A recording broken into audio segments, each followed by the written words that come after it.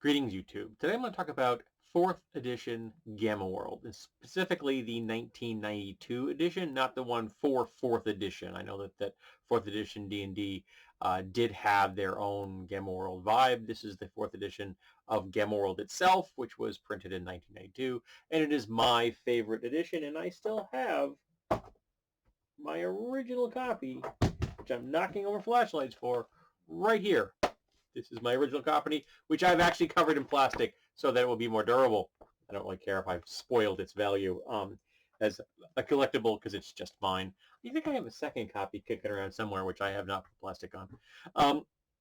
I'm here today to talk about a page that helps you generate random encounters. This was put together by a gentleman named Tormentor. I think it's a gentleman. I've never actually known what Tormentor's gender is. I've always kind of assumed it's a dude. I could be wrong there, and I apologize if I am. But Tormentor's been involved in the Gamma World community for longer than I can remember. And seeing as I'm 57, who knows how long that is, because my memory is fading. But he has created this wonderful piece of coding. Now, this current iteration of the page is not complete. It's only covering counters A through H. The rest have not been done yet. He hasn't gotten finished. Apparently, he had to really dig into some old code to work on this because when he started it a long time ago, the code has, since changed. So he had to kind of go back and figure out how the heck do I write this thing. So there's a little bit of explanation of what is going on here on the page.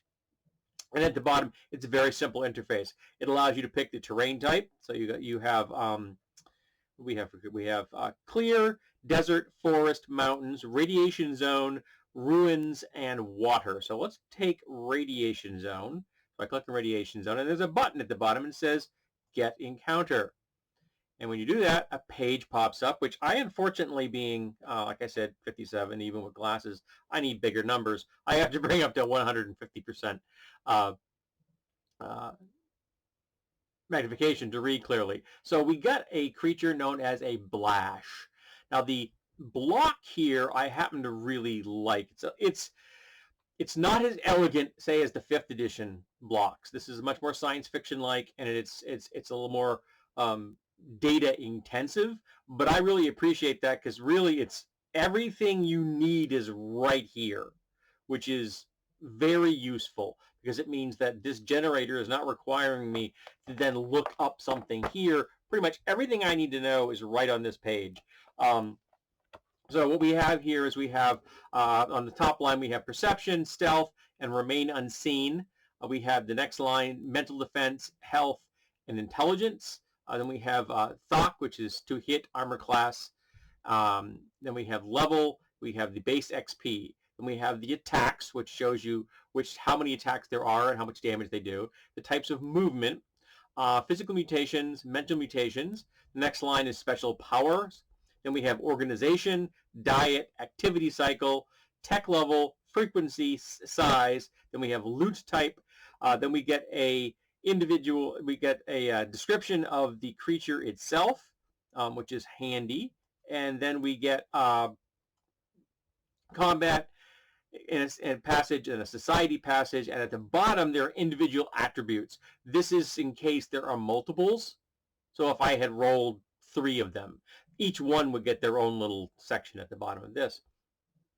Now, this particular creature, the Blash, is a type of mutated gypsy moth. So it's a big moth that flaps in the air, and it has a couple of attacks, which are just wing buffets, because it's a big moth, so it does 1 die 4, so it's not a huge amount of damage, but a heck of a lot more damage than moths do in real life. But the problem with this creature is it emits large amounts of radiation.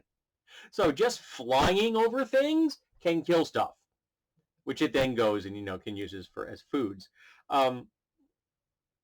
So what I like about this is that not only does it give you the stats of the creature, the perception, defense, and stuff like that, it gives you the attacks, gives you the movement types. And this particular animal has a walk speed of 4 meters and a fly speed of 24 meters.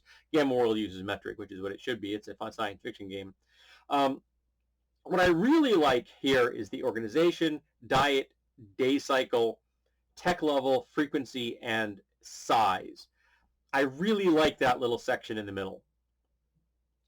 These are pieces of data that are completely missing from 5th edition, which completely and utterly baffles me. They have no social organizations. They have no uh, where terrain is, where you find these things, where they live, and it's got no treasure types, which is just insane. So let's go back to the previous page and let's pick a different thing and see what we get on the second try. We're going to pick mountains. We're going to hit get encounter. Okay, this toy we have Hawkoid, and again I'm going to bring this up a little so I can read it more clearly. And this Hawkoid, they're in this particular counter there are 2, and again at the bottom there are stats giving you the hit points, armor class, the to hit armor class, and the XP value at the bottom for a quick reference. And these 2, they do actually have different hit points. It's not a standard hit point amount.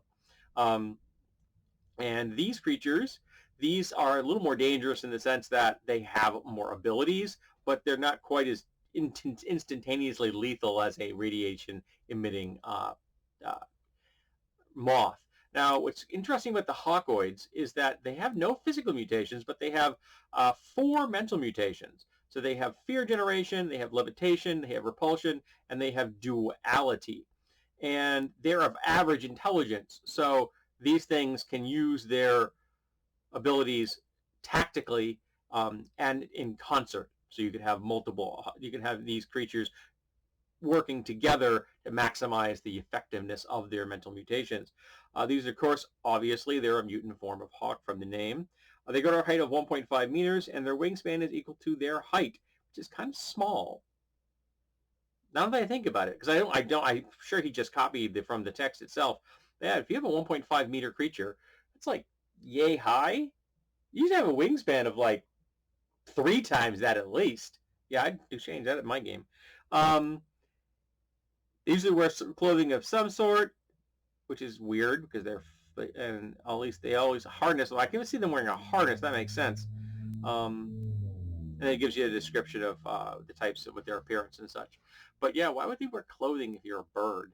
I can understand wearing a harness because you're an intelligent bird, so having the ability to move, to have equipment on you would probably be very handy, literally. But yeah, I would not want to have clothing on if I were a bird. But regardless, I'm waffling here. I just wanted to show off what this thing does and show that this is, to my mind, a really great example of a counter generator because it's got everything you need right there. It's clear, it's concise, everything's compartmentized in a way that it's very fast to look at. It's not muddily organized. I've seen lots of different stat blocks in my day where it was very difficult to find things because they weren't set up properly. And he's got these set up in distinct lines. You know, you've got a rectangular block with each thing in it. That makes things very clear and concise, and I appreciate that. And again, comparing this to 5th edition, because I'm currently reading the Monster Manual for 5th edition, it bothers me so much that those 3 pertinent pieces of information I mentioned, like social organization, terrain type, and treasure type, are not present. That's just crazy cakes in my book.